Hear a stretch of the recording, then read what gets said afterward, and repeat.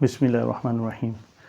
اسی طرح اور دیگر اصطلاحات شریعت کے اندر ہیں جن کے اندر باریک فروق ہیں۔ فرق کرنا مشکل ہے لیکن کرنا ضروری ہے، ورنہ پتہ نہیں چلے گا کہ مراد کون سی اصطلاح ہے، کون سی صفت ہے۔ مثال کے طور پہ ایک اصطلاح ہے بے تکلفی اور ایک ہے بے ادبی۔ دونوں کا اگر معنی سمجھا جائے، دیکھا جائے تو آزادانہ گفتگو، بے حجابی، انفارمل، دونوں کا معنی ایک ہی ہے لیکن فرق ضروری ہے، کیونکہ شریعت کے اندر ایک ممدوح، ایک کی تعریف ہوتی ہے، ایک قابل تعریف ہے یعنی کہ بے تکلفی، اور ایک قابل مذمت ہے یعنی کہ بے ادبی۔ دونوں میں جو لکیر شریعت نے کھینچی ہے اس کا اعتبار کرنا، اس کا دھیان رکھنا انتہائی ضروری ہے۔ مثال کے طور پہ اللہ کے رسول صلی اللہ علیہ وسلم جب صحابہ کرام رضوان اللہ اجمعین کے ساتھ موجود ہوتے تھے تو آپس میں بے تکلفی ہوتی تھی۔ صحابہ مزاح کیا کرتے تھے، اللہ کے رسول صلی اللہ علیہ وسلم اس میں تشریف فرما ہوتے تھے اور مسکرایا کرتے تھے۔ یہ بے تکلفی ہے، لیکن اس کے اندر ادب کا لحاظ ہوتا تھا، بے ادبی نہیں کر سکتے تھے۔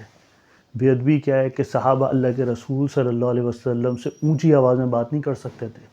قرآن کے اندر حکم ہے سورہ حجرات میں، لا ترفعوا اصواتکم فوق صوت النبی، نبی سے اونچی آواز میں بات نہیں کرنا، تو سارے اعمال ضائع ہو جائیں گے، پتہ بھی نہیں چلے گا۔ تو بے ادبی اور بے تکلفی، اس میں فرق کرنا ضروری ہے۔ یہ ویری کرے گا پرسن ٹو پرسن، کیونکہ اس کا جو معنی، جو اس کا مفہوم ہے، جو اس کی سمجھ ہے وہ عرف ہے، اور عرف ویری کرتا ہے، امر اضافی ہے۔ کہیں کا عرف کچھ اور ہوتا ہے، کسی علاقے کا عرف کچھ اور ہوتا ہے، کسی شخص کے اعتبار سے، اس کے رتبے، اس کے درجے کے اعتبار سے بھی خیال رکھنا ضروری ہوتا ہے۔ مثال کے طور پہ ہمارے سامنے ایک واقعہ ایسا ہوا کہ اسٹوڈنٹ وہ اپنے ٹیچر کے ساتھ ہنسی مذاق بہت زیادہ کرتے تھے۔ وہ جو ٹیچر تھے وہ اپنے اسٹوڈنٹس کے ساتھ بہت زیادہ بے تکلف تھے، ان کی طبیعت تھی اس طرح، اکثر اسٹوڈنٹس میں رہا کرتے تھے۔ تو ایک دفعہ واقعہ یہ پیش آیا کہ ان کو جو حوض تھا جس کے اندر وضو کیا کرتے تھے، اس حوض میں 2-3 طالب علم نے اٹھا کے اپنے استاد کو، اپنے ٹیچر کو اس کے اندر ڈال دیا۔ وہ پورے بھیگ گئے، گیلے ہو گئے۔ یہ بے ادبی کر دی، یہ بے تکلفی نہیں ہے۔ یہ اس حد تک مذاق کر لینا یہ بے ادبی میں شمار ہوتا ہے، اس کا فرق کرنا ضروری ہے۔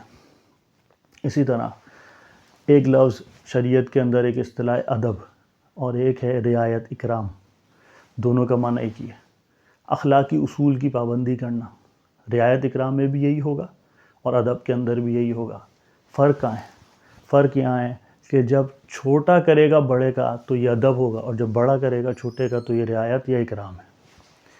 مثال کے طور پہ اللہ کے رسول صلی اللہ علیہ وسلم جب ان کی صاحبزادی بی بی فاطمہ ان کے یہاں تشریف لاتی تھیں تو اللہ کے رسول صلی اللہ علیہ وسلم اپنی جگہ سے کھڑے ہو جایا کرتے تھے۔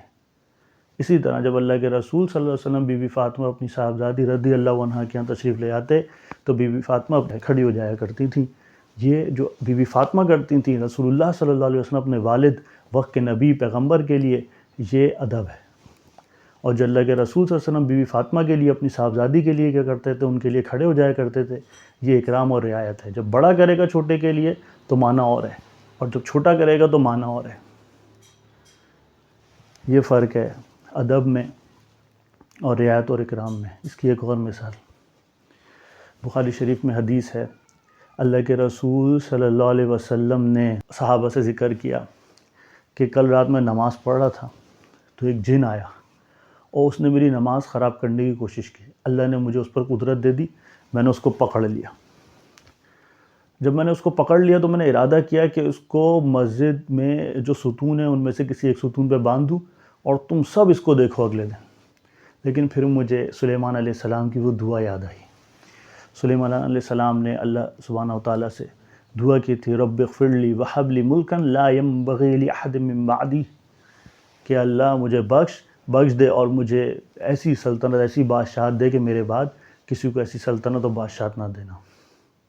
تو ہمارا چاہے وہ دیوبندی، بریلوی، چاہے اہل الحدیث، چاہے اہل تشیع، سنی شیعہ، سارے مسلمانوں کا ایک پکا عقیدہ ہے کہ اللہ کے رسول محمد صلی اللہ علیہ وسلم سے افضل مخلوق میں کوئی نہیں۔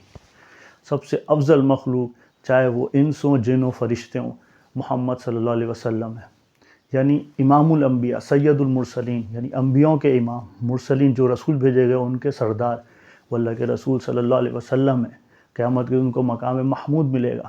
حمد جو سب سے بلند مقام ہے وہ اللہ کے رسول صلی اللہ علیہ وسلم کے لیے خاص ہے۔ تو یہ تمام تر فضیلت اللہ کے رسول صلی اللہ علیہ وسلم محمد صلی اللہ علیہ وسلم کے لیے خاص ہیں۔ تو اس عقیدے کے تحت تمام انبیاء وہ اللہ کے رسول صلی اللہ علیہ وسلم ان سب کے سردار ہوئے۔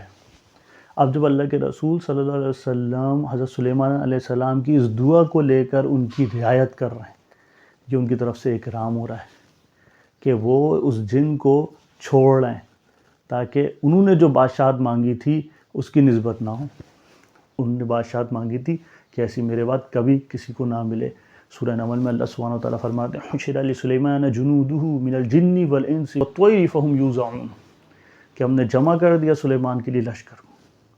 وہ لشکر میں کیا کیا ہے؟ جن ہیں، انسان ہیں، پرندے ہیں، فہم یوزعون، ان کی جماعتیں بنائی گئیں۔ تو لشکر اس طرح جاتا تھا سلیمان علیہ السلام کا۔ تو اللہ کے رسول صلی اللہ علیہ وسلم نے یہاں پہ رعایت کی ہے، اکرام کیا ہے۔